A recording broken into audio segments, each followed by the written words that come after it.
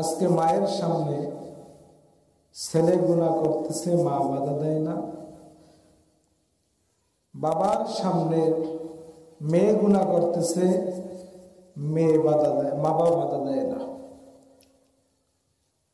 উস্তাদের সামনে ছাত্র গুনাহ করতেছে, উস্তাদ বাধা দেয় না।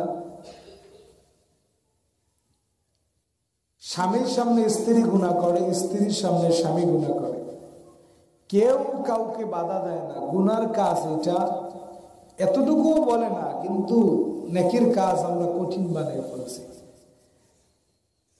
গুনার কাজটাকে আমাদের সমাজে সহজ বানিয়ে ফেলাইছি। গুনার কাজ, আমি যে একটা কাজ করতেছি, এই কাজটায় আমার রব আল্লাহ তাআলা খুশি কিনা, আমার আল্লাহ এই কাজে খুশি কিনা, একবারও আমি চিন্তা করি না। আমি যে একটা কাজ করব, এই কাজটায় আমার আল্লাহ তাআলা খুশি কিনা, আল্লাহ এই কাজে বেজার হন কিনা। যেই আমাকে বানাইছেন, যিনি খালেক মালিক, যিনি হায়াত মওয়াতের মালিক, যিনি রিজিকের মালিক, যে আল্লাহ সুবহানাহু ওয়া তাআলা আমাদেরকে বানাইছেন, সেই আল্লাহ পাক রব্বুল আলামিনের সন্তুষ্ট অর্জন করা আমাদের কোনো চেষ্টা আমাদের ভিতরে নাই। যে আমি কাজটা করব, এই কাজটায় আমার আল্লাহ খুশি কিনা, আমি যে এই কাজটা করতেছি আমার আল্লাহ তো দেখতেছে, আল্লাহ কি খুশি? আল্লাহ যদি এই কাজে খুশি হন তাহলে আমি কাজটা করব, আর যদি আল্লাহ কাজে খুশি না হন তাহলে আমি এই কাজটা করব না। এটাই হলো একজন খালেস আবেদ মুত্তাকি বান্দার কাজ। কারণ তার কাজ হবে আল্লাহকে সন্তুষ্ট করার জন্য, তার প্রত্যেকটা কাজ আল্লাহকে রাজি করার জন্য হবে। এই জন্য আমাদের প্রত্যেকটা কাজ একমাত্র আল্লাহ তাআলাকে খুশি করার জন্য হইতে হবে। এখন আমাদের সামনে ইসলাম ধর্মটা একেবারে সহজ, কিন্তু আমরা কঠিন বানিয়ে ফেলেছি। ইসলাম শিখতে আমাদের কাউ বাধা দেয় না। আগের জমানায় আল্লাহ রাসূল সাল্লাল্লাহু আলাইহি সাল্লামের জমানায় যদি আমরা থাকতাম, আমাদের কি হালত হইতে আল্লাহ তাআলা ভালো জানে। আগের জমানায় ইসলাম পালন করলে তাদেরকে শাস্তি দেওয়া হতো, এই কালিমা গ্রহণ করলে তাদেরকে শাস্তি দেওয়া হতো, বিভিন্নভাবে তাদেরকে কষ্ট দেওয়া হতো। কিন্তু আমরা ইসলামটা সহজভাবে পাওয়ার কারণে আজকে ইসলামের হুকুম, ইসলাম ধর্মের যে পথ দিক নির্দেশনা, যে কথাগুলো আছে, সেগুলো আজকে আমরা মানতে চাই না। কারণ মানুষের স্বভাব হলো, সহজে যদি কোনো একটা কাজ পায় ওই কাজের কদর থাকে না। যদি কষ্ট কইরা হাসিল করে তাহলে ঠিকই ওই কাজের কদর করে।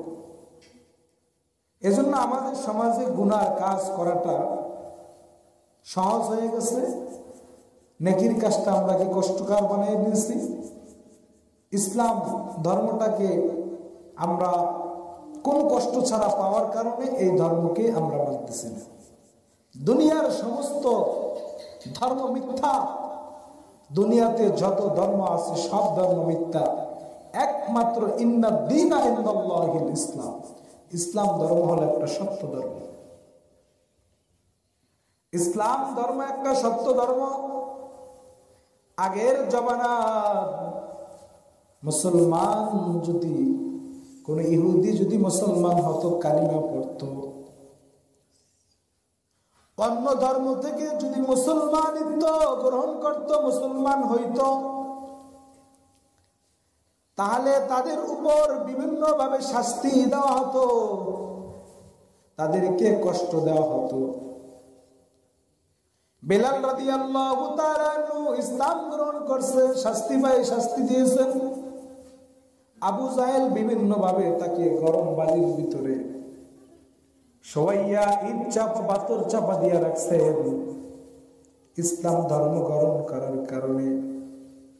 এইভাবে হাজারো ইতিহাস সাহাবায়ে কেরামদের ভিতরে এইরকম ছিল কষ্ট, পাইছেন, ইসলাম গ্রহণ করার কারণে তাদেরকে কষ্ট দিয়েছেন।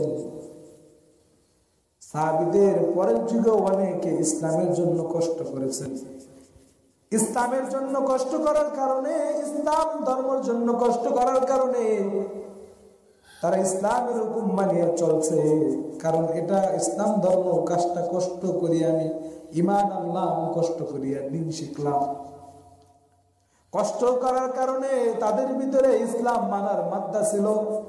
আজকে ইসলাম সহজে পাওয়ার কারণে ইসলামের কোনো মানার মাদ্দা আমাদের ভিতরে নাই, কদর করার মাদ্দা আমাদের ভিতরে নাই।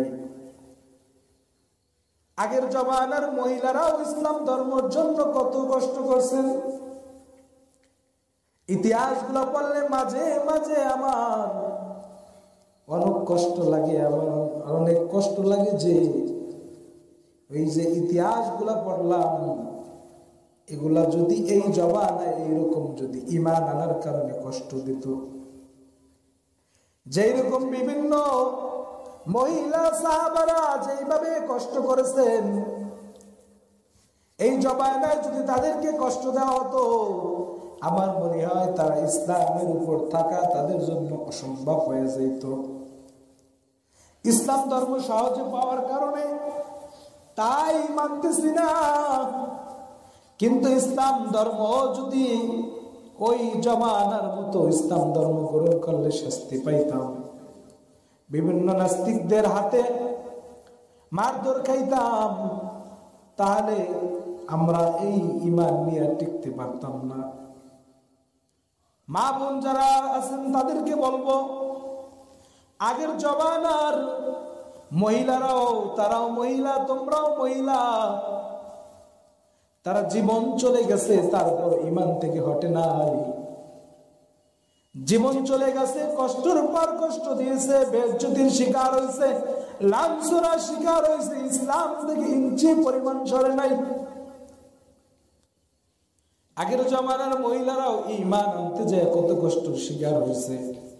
এই জমানায় যদি সেই রকম কষ্ট দেওয়া হয়, ঈমান নিয়ে জীবনেও এই জমানার মহিলারা টিকতে পারতো না। বলবে আমার ঈমান দরকার নাই, আমার জান বাঁচাই, এই কথা বলতো। আল্লাহ রাসূলের একজন মহিলা সাহাবী, যিনি মুসলমানদের ভিতরে পয়গম্বরে আরবি সাল্লাল্লাহু আলাইহি সাল্লাম আসার পরে এই আল কোরআন, এই ইসলাম ধর্ম, এই মুসলমান ধর্ম, মুসলমানদের ধর্ম ইসলাম, এই ইসলাম ধর্মের ভিতরে সর্বপ্রথম যে মহিলা শহীদ হয়েছিলেন হযরত সুমাইয়া রাদিয়াল্লাহু তাআলা আনহা। ইসলাম ধর্মের জন্য তার অনেক কষ্ট আছেন, যে কষ্টর কথা ভাষায় প্রকাশ করা যায় না। ইসলামের জন্য সে অনেক কষ্ট করছে। মা বোনদেরকে বলবো, এই ছোট্ট ঘটনাটা শোনো আর নিজেকে নিজে প্রশ্ন করো, এই হালতে যদি আমি পড়তাম, আমার ঈমানটা কি থাকতো কি থাকতো না। হযরত সুমাইয়া রাদিয়াল্লাহু তাআলা আনহা ইসলাম ধর্ম গ্রহণ করার পরে আবু জাহিল্লার কানে আওয়াজ চলে গেল যে হযরত সুমাইয়া একজন গোলাম, সে ইসলাম ধর্ম গ্রহণ করছে, মুহাম্মাদের কালিমা পড়ছে। আবু জাহিল্লার কানে শোনার পরে আবু জাহিল্লা লোক পাঠাইলো, যাও যাও তাকে ধরে নিয়ে আসো। আবু জাহিল্লা ওই সুমাইয়া রাদিয়াল্লাহু তাআলা আনহাকে ধরে আনার জন্য লোক পাঠাইলো। লোক পাঠাইয়া আনার পরে বলতেছে, সুমাইয়া তুমি নাকি মুহাম্মাদের কালিমা গ্রহণ করছো, ইসলাম ধর্ম গ্রহণ করছো? সুমাইয়া বলে, হ্যাঁ ইসলাম ধর্ম গ্রহণ করছি। বলে, তুমি ইসলাম ধর্ম থেকে সরে যাও, ইসলাম ধর্ম ছেড়ে দাও। বলে, না না, আমি ইসলাম ধর্ম ছাড়তে পারবো না।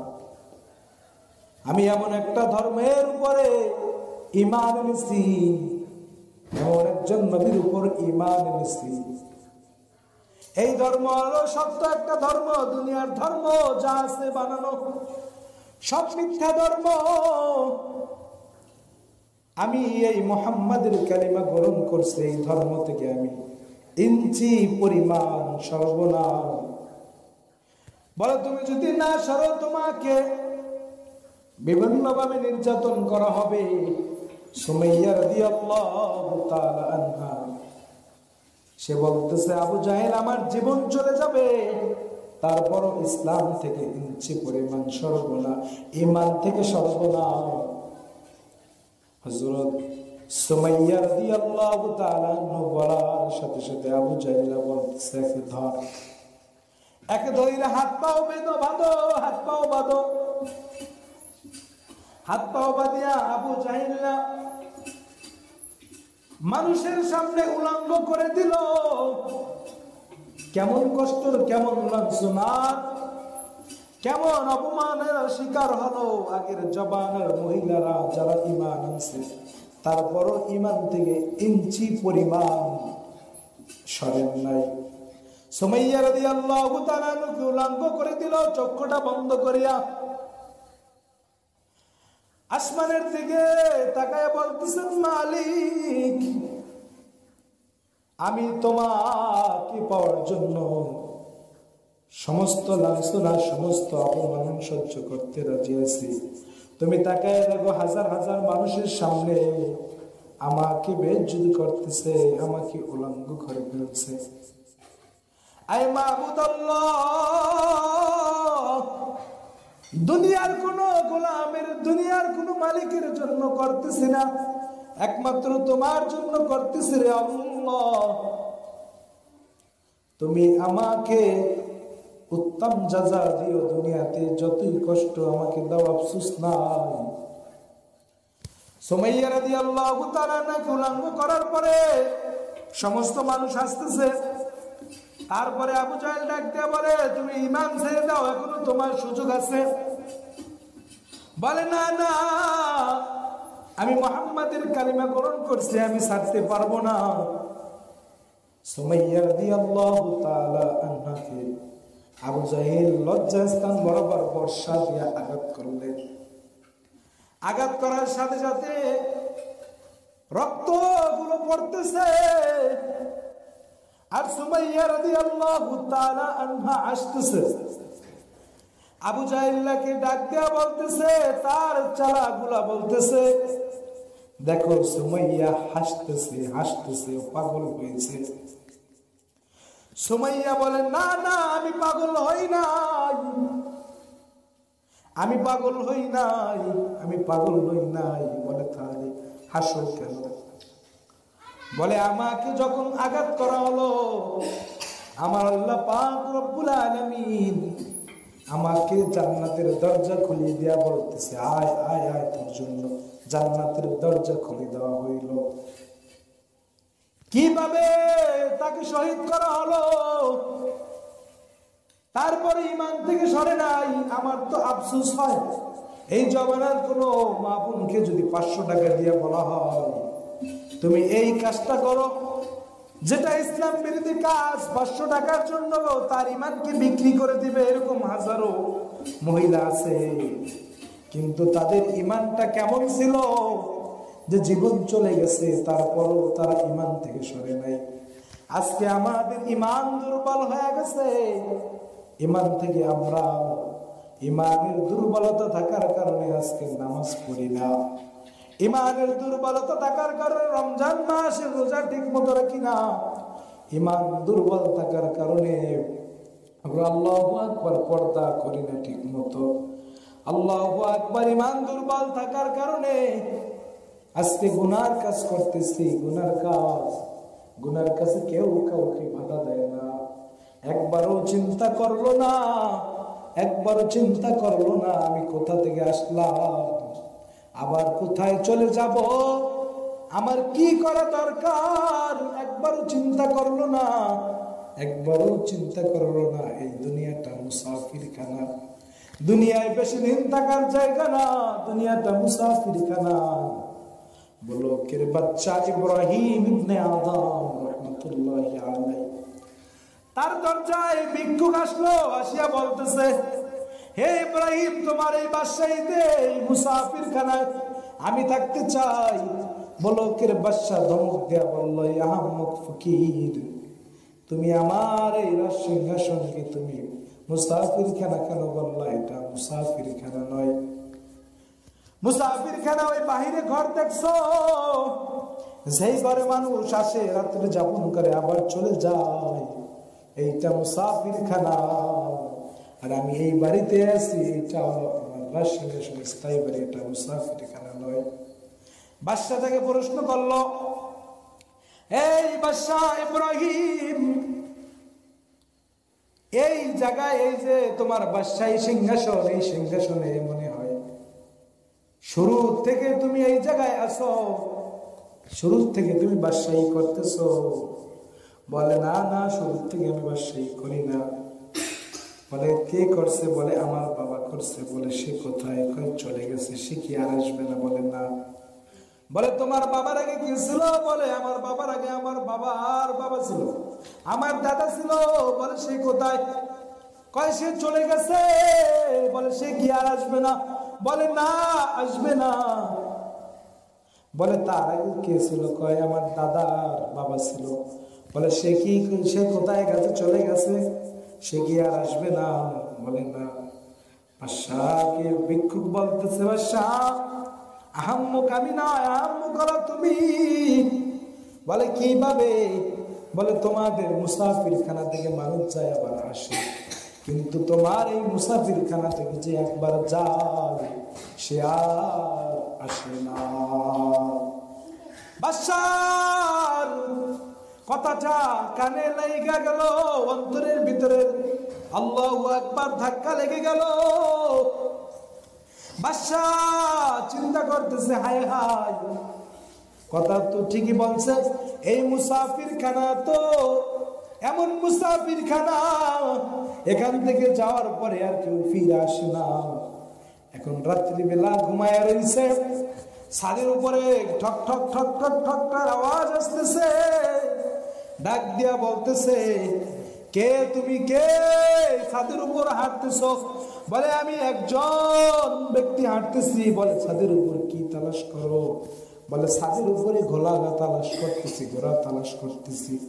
বলে, এই আহম্মদ, ছাদের উপর ঘোড়া আছে নাকি? ছাদের উপরে ঘোড়া পাওয়া যায় না,